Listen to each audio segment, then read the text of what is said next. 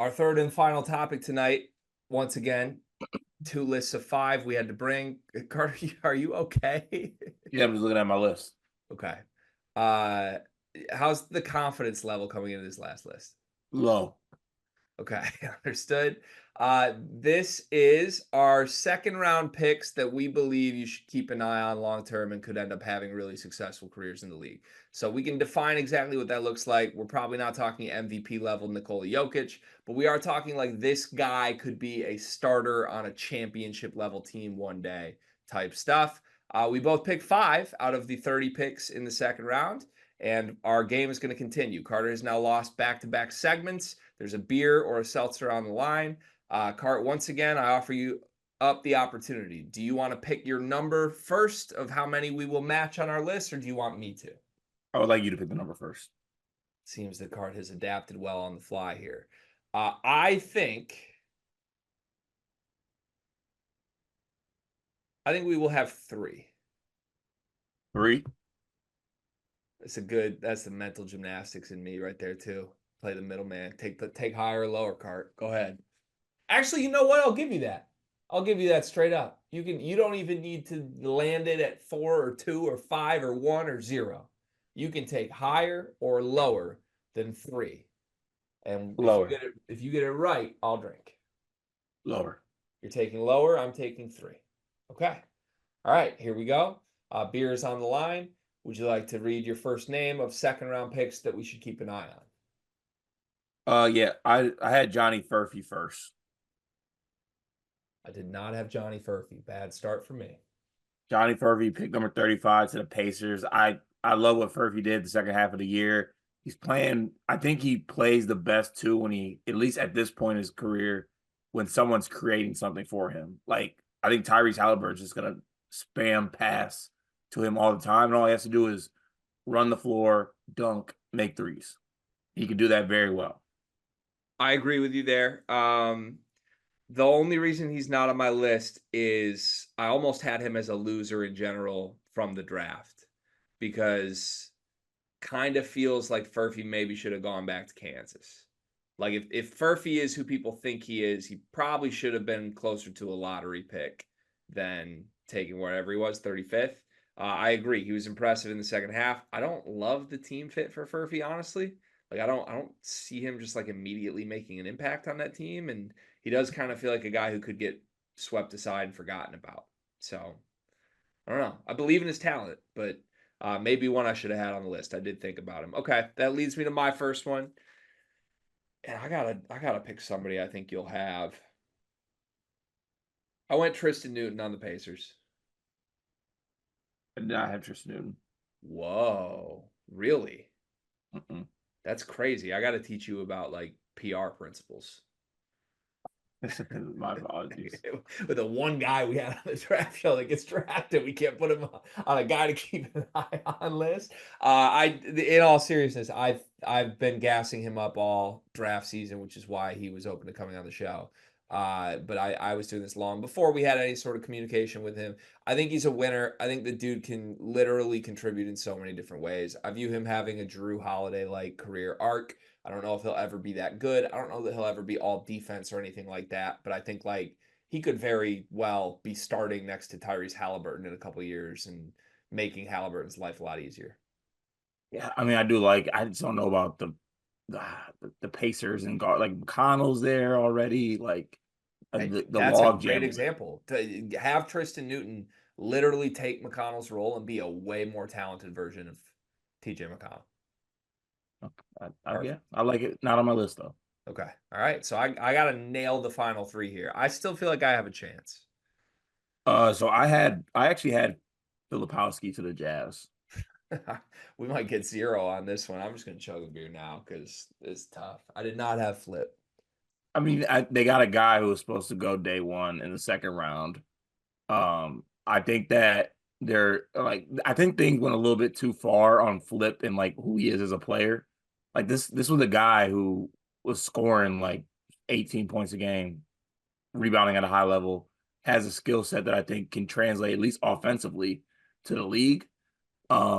So I like the Jazz getting him at that point in the draft in the second round. Things flipped on flipped a little too much for your liking? Yeah, yeah. Flipped Yeah. on flip just a bit too much. Yeah. I'd pretty vehemently disagree here, and it has nothing to do with Flip's current rumored family situation. I think Flip just screams good college big to me. I like nothing about his game screams like project at the NBA level. So, um yeah, I'm not stunned he fell, even if the rumored of how he interviewed with teams and family stuff wasn't true. I think his game warrants like slipping a little bit here if NBA teams are smart. Um really surprised he's on your list, honestly. If we don't get a couple of these, I'm going to be pretty confused. I guess I'll go to the next one. I think is obvious, unless you're just holding a grudge. I think Cam Christie to the Clippers was great value, and a guy who probably should have came back to college, given where he got drafted. But like we've been talking about how he could immediately have an impact, and man, if Paul George really does go elsewhere quickly here, aren't there some wing minutes available for Cam Christie? There most certainly are. He's not on my list. Was that just like your grudge against the Christie family, or Yes, thought you might have matured and maybe put that aside a little bit? I have not. Are we No. going to acknowledge how they both get to be in Los Angeles together? Yeah, it's cute. Is that good or bad for their careers? It's great. Bunk beds together again? Bunk beds are back. Like ride in the back seat, dad drives him to work every day? Drop me off first. No, drop me off first. No, drop Dude, me off first. honestly, the creative potential for your Christie family jokes got a huge rejuvenation with this. It's kind of nice. Mm, it for surely did. Yeah. Okay. Who are your final two?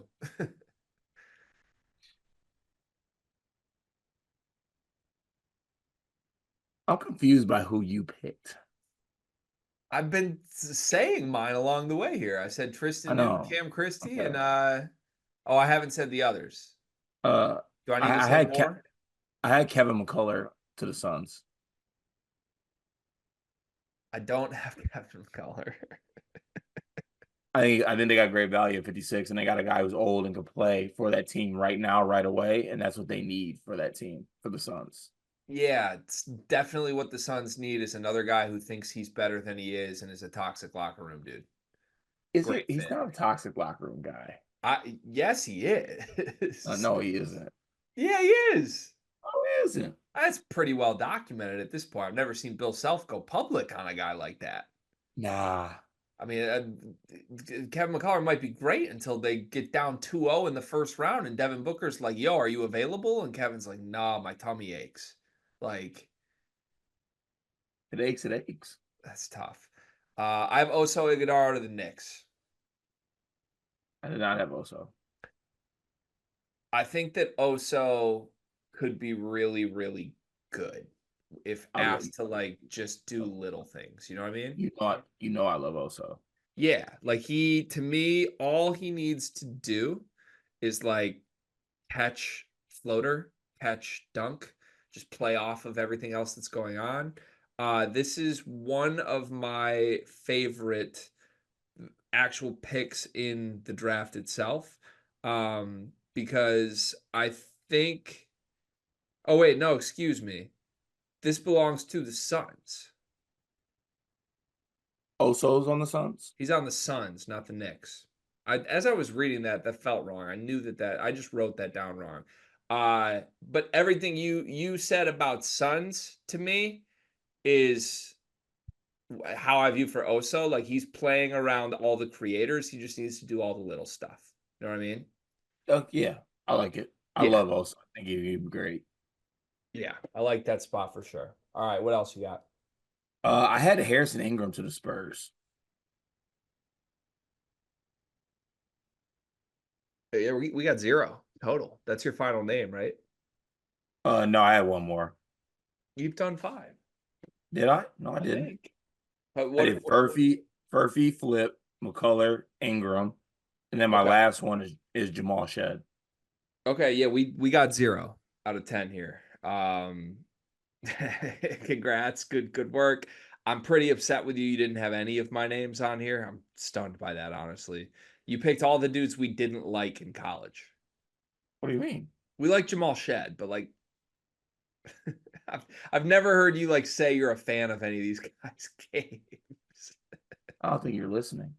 Maybe not. Maybe not. Okay. Yeah. Riley was really excited about Harrison Ingram. We got to teach Riley what aura means, though. You saw his tweet, right? I did, yes. I figure we could have like an in-person conversation with him this week.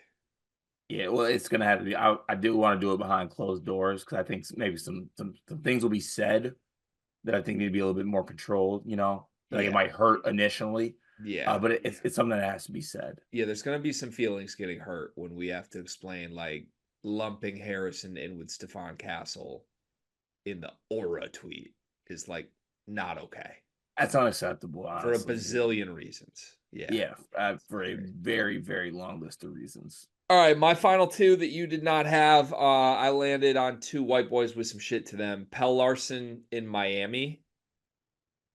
I'd like to repeat Pell Larson in Miami.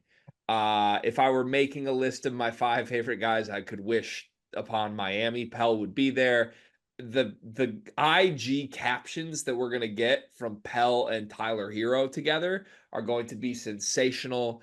Also, like, let's just be completely real. The Heat have had a ton of success with all of their role player types, many of them being white wings. Like we saw Max Strus be good. We saw Duncan Robinson be good. Pell Larson is like more athletic than those dudes. I think he can shoot at an NBA level. I think he can fly around. He can defend. I think everybody on the Heat's going to love him, and I think he's going to be playing in a playoff series sooner rather than later. I like that pick by you. And the last one, begrudgingly, Cam Spencer on the Grizzlies.